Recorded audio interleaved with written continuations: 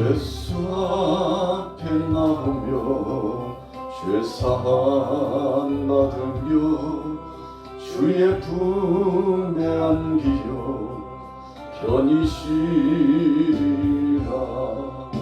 우리 주만 믿으며 모두 구원 얻으며 영생 복락 멸류관 확실히 받겠네. 예수 앞에 나와서 은총을 받으며 맘의 기쁨 넘치어 감사하리라. 우리 주만 믿으며 모두 구원 얻으며 영생 복락 멸류관 확실히 받겠네. 예수 앞에 설 때에 흰 옷을 입으며 밝고 빛난 내 집에 길이 살리라. 우리 주만 믿으며 모두 구원 얻으며 영생 복락 멸류관 확실히 받겠네. 오늘 아침에는 본문 말씀 사무엘하 22장 1절에서 25절까지의 말씀을 가지고 주제별 성경 강해 은혜 받고자 하는 주제는 다윗의 성전가라고 하는 제목을 가지고 함께 은혜를 나누고자 합니다. 참 다윗의 삶이 많은 어려움들이 있었습니다. 적지 않은 우여곡절들이 그의 삶에 지나갔습니다.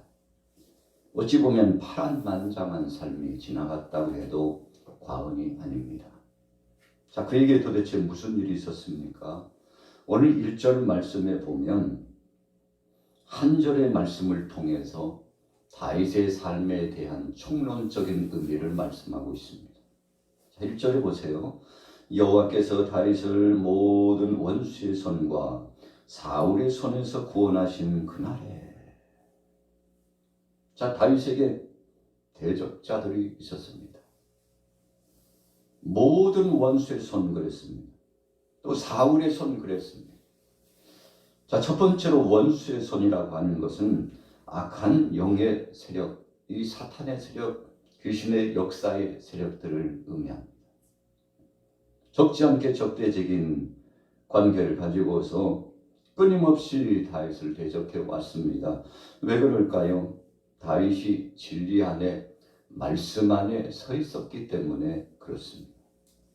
우리가 잘 아는 대로 예수님께서 말씀해 주신 대로 너희가 나를 위하여 살아가고 나를 위하여 순종하고 빛의 자녀로서 살아가게 되면 세상에서 환난과 핍박을 받게 될 것이라고 했습니다. 여러분, 우리가 진리 안에 살아가고 말씀 안에 살아가는데 악한 권세들이 끊임없이 대적해 오는 거죠. 왜 그런 것입니까? 어둠은 시기하듯이 빛을 싫어하기 때문에 그렇습니다. 그래서 다윗이 하나님의 말씀을 붙잡고 나아가는데 적지 않게 악한 권세들이 그를 공격하고 그로 하여금 하나님의 뜻을 이루지 못하도록 방해하는 역사들이 얼마나 많았는지 모릅니다. 그래서 다윗을 모든 원수의 손과 그랬습니다. 여러분, 엘리야가 하나님의 말씀을 붙잡고 사역을 진행해 나가는데 아합과 이세벨이 우상 숭배, 백성들을 넘어뜨리고 괴계를 꾸며서 하나님의 백성들이 여호와 중심으로 살지 못하도록 하는데 그 당시 선지자로서의 사명을 감당했습니다. 그 누구도 엘리야 편에 서는 사람이 없는 듯해 보여요. 여러분, 그러나 엘리야가 하나님 말씀 붙잡고 당당하게 믿음으로 나갔죠. 자, 왜 그렇습니까? 진리라고 하는 것은 변하지 않기 때문에 그렇습니다. 많은 사람들이 하나님의 뜻을 거스리고 세상으로 나가죠. 이스라엘의 칼날이 무서워서 그랬습니다. 아합의 그 협박과 끊임없는 권세가 두려워서 그랬던 것입니다. 여러분, 그러나 엘리야는 굴하지 않고 진리의 말씀을 붙잡고 계속 쫓아나가죠. 얼마나 그가 답답하고 컬컬하고 힘이 들었으면 로뎀 나무 아래 그가 쉼을 얻는 것 같지만 이건 쉰 것이 아니에요. 지치고 피곤이 상접하고 곤고하고, 그런데 그때 죽기를 구한다고 했습니다. 차라리 여기서 죽었으면 좋겠구나. 그런데 그때 하나님의 음성이 엘리야에게 들려오고 함께합니다. 엘리야야, 걱정하지 말고 두려워하지 말라는 것입니다. 나 혼자만 남은 줄로 알았는데 바알에게 무릎 꿇지 않는 7천인을 남겨두었다. 여러분, 바로 이것이 진리 아니겠습니까? 엘리야가 하나님이 주신 것을 먹고 마시면서 힘을 얻었습니다. 그리고 하나님 앞에 영광을 돌렸습니다. 소생함을 얻었습니다. 하나님의 놀라운 어미하신 권세를 체험했습니다. 자, 원수의 선과 이 악한 권세들이 얼마나 엄습해오고 공격을 하는지 참 감당할 수 없었죠. 그럼에도 불구하고 다윗은 오늘 본문에 말씀하는 것처럼 찬양자로서의 삶을 중단하지 않고, 예배자로서의 삶을 중단하지 않고, 하나님 앞에 영광 돌리며 자신의 사명을 중단하지 않고 끊임없이 정진하여 나아갔습니다. 여러분, 성령의 사람과 악한 영에 지배한 귀신의 역사에 휘둘리는 사람의 차이점이 무엇입니까? 성령의 사람은 끝까지 자신의 사명을 감당하고 자신의 본분과 직분을 감당하고 어떤 상황 속에서든지 감사하고 찬양으로 하나님 앞에 영광 돌립니다. 여러분, 그러나 악한 권세에 휘둘리는 이 원수의 역사, 그리고 귀신의 역사를 통하여 지배를 받는 사람은 그러지 않습니다. 첫째로는 진심으로 하나님을 찬양하지 못합니다. 그리고 진심으로 예배의 자리에 나가지 못합니다. 그래서 히브리서 말씀에 주시지 않습니까? 어떤 사람들처럼 예배를 피하지 말라. 모이는 것을 피하지 말라. 여러분, 하나님을 향하여 예배 중심, 말씀 중심, 기도 중심, 찬양 중심, 복음 중심, 생명의 복음을 증가하는 중심, 그래서 코이노니아, 교회 공동체, 예수 그리스도의 믿음을 갖고 있는 교회 공동체 안에 하나같이 되어서 마음을 다하고 뜻을 다하고 협력하는 공조체계에 들어가는 것입니다. 왜 그런가요? 성령이 역사하시기 때문에 그렇습니다. 여러분, 그래서 빛의 자녀와 빛의 역사와 관계없는 사람의 차이점이 수면 위로 확 드러나는 것입니다. 여러분, 오늘 다윗이 모든 원수의 손 가운데서 하나님의 은혜로 해방함을 받았으니 얼마나 감격스러운 것입니까? 그리고 두 번째는 사울의 손에서, 사울이 처음부터 그런 사람은 아니었습니다만 그가 점점 나빠졌어요. 나중에 보니까 성령께서 사울을 떠났습니다. 여러분, 성령 떠난 이 사울 비참했습니다. 어떻게 살아갔습니까? 끊임없는 복수심과 시기심과 그리고 다윗을 미워하고 증오하는 마음을 가지고 살아갔어요. 참 측은하잖아요. 그 삶이 말이 아니에요. 다윗을 정적으로 생각했어요. 그래서 창을 빼들어 가지고요, 다윗을 죽이려고 창을 던질 만큼 사울의 그 삶이 핍절했습니다.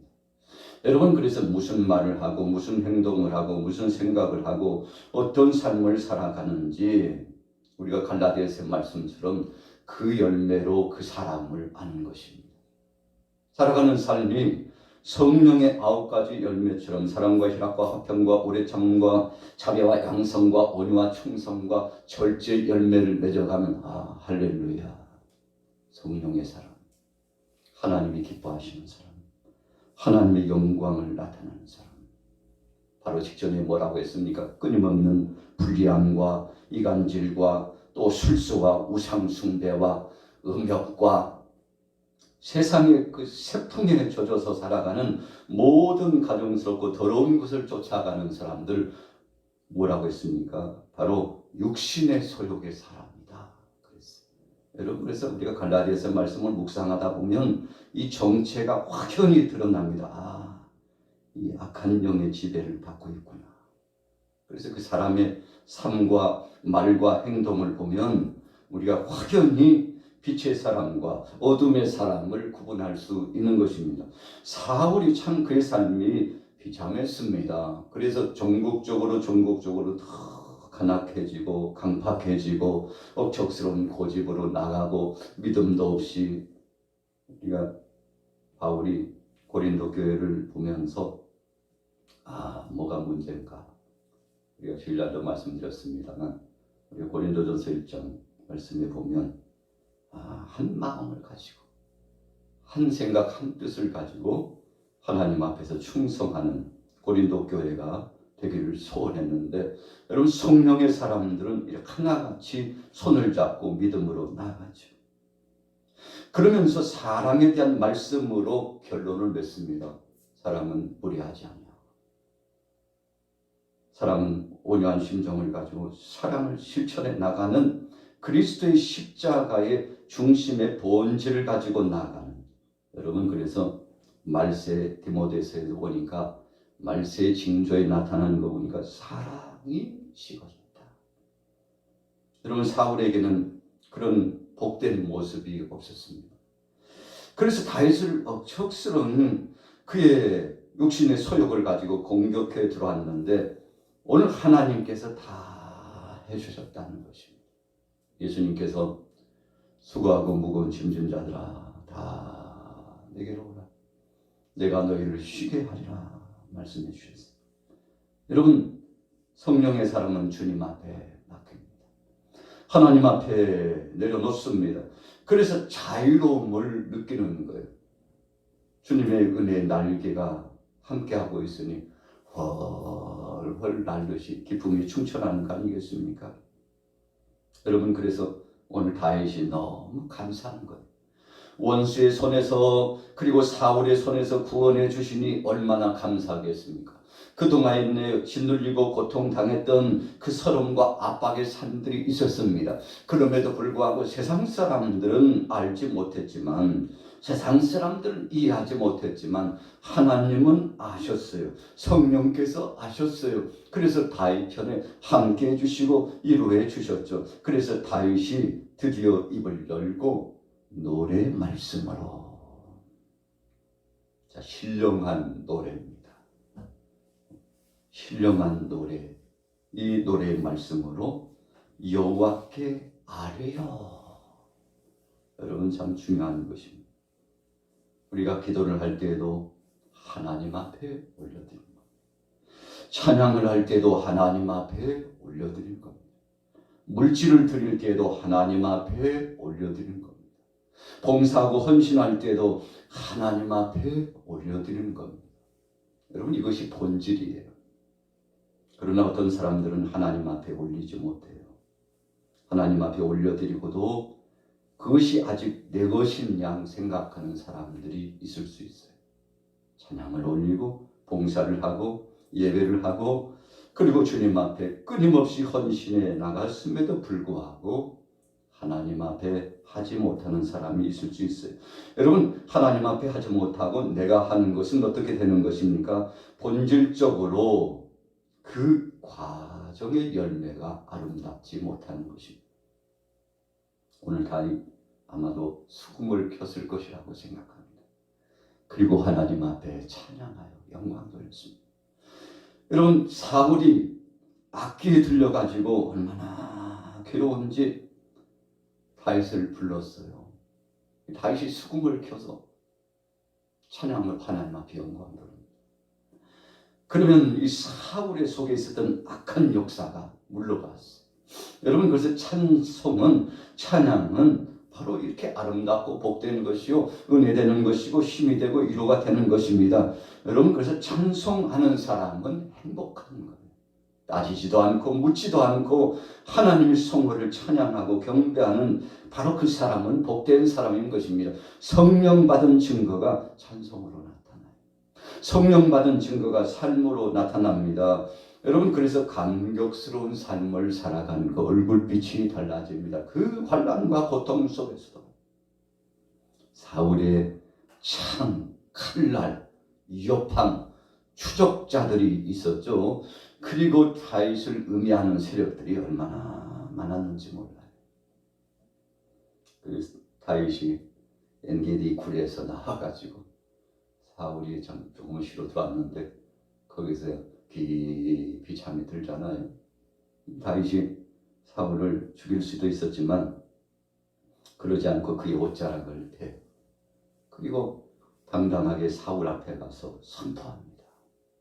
사울왕이여, 내 진심을 아십니까? 내가 언제 왕을 죽이려고 했습니까? 여러분, 이것이 성령의 사랑입니다. 끊임없는 사랑으로 선대했어요. 사울왕이 감동합니다. 왜 감동했습니까? 다윗의 진심을 봤기 때문에 그랬어요. 그동안에 사울왕을 중심으로 한 간신배들이 끊임없이 다윗을 정적으로 삼도록 충동질했다는 사실을 사울이 그때 알잖아요. 통곡을 해버립니다. 여러분, 바로 성령의 역사는 그런 것입니다. 미움도 증오도 사라집니다. 그리고 하나님의 은혜를 경험합니다. 그리스도의 십자가 아래 서게 되는 것입니다. 여러분, 그래서 하나님을 기쁘시게 하는 복된 역사로 쫓아나가는데 참 다윗의 그 충성된 충심을 보았죠. 여러분, 그래서 성령은 진심을 보게 하고 하나님의 선하신 뜻을 보게 합니다. 그래서 예수님께서 그러셨죠. 야, 한쪽 뺨을 떼려면 한쪽 빤도 내줘. 너희들 그 속옷을 달라고 하느냐? 그럼 겉옷도 줘. 다 내어줘. 여러분, 무슨 말씀입니까? 사랑으로 가라는 것입니다. 주님이 주신 십자가의 구속의 은총으로 가라는 것입니다.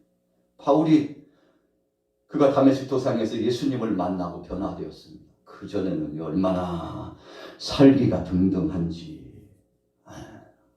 어쩌든지 크리스찬들 잡아다가 죽이는데 못하고 가는데 주님이 보시는 그 과정에 보니까 그냥 놔둬서는 안 되겠어요.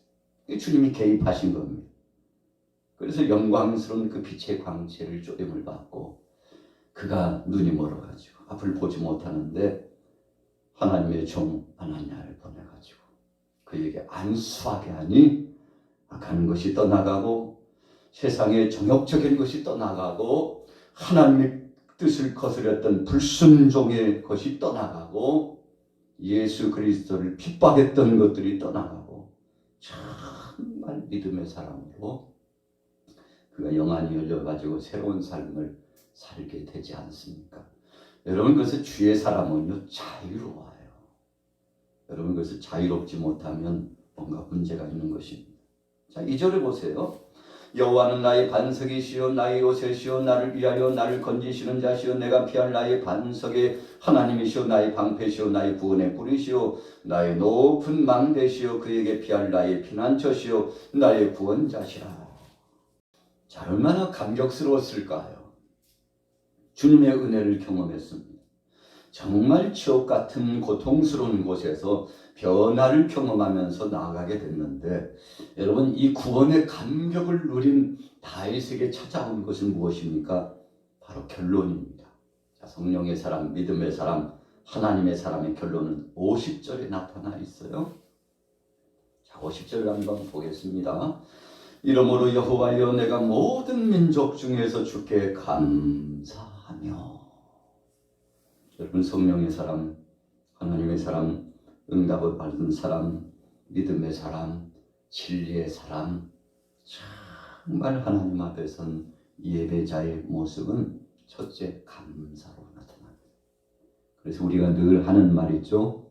그 입을 통해서 뭐가 나오는지 보면 성령의 사람이구나.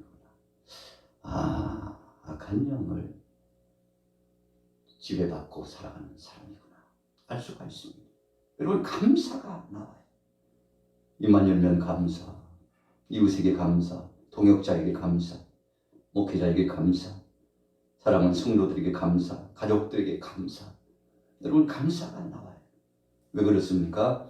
하나님은 선한 것을 주시기 때문에 그렇습니다. 두 번째는 무엇입니까? 주의 이름을 찬양하리이다. 찬양이 나옵니다. 여러분 그래서 우리는 영을 분별해야 돼요.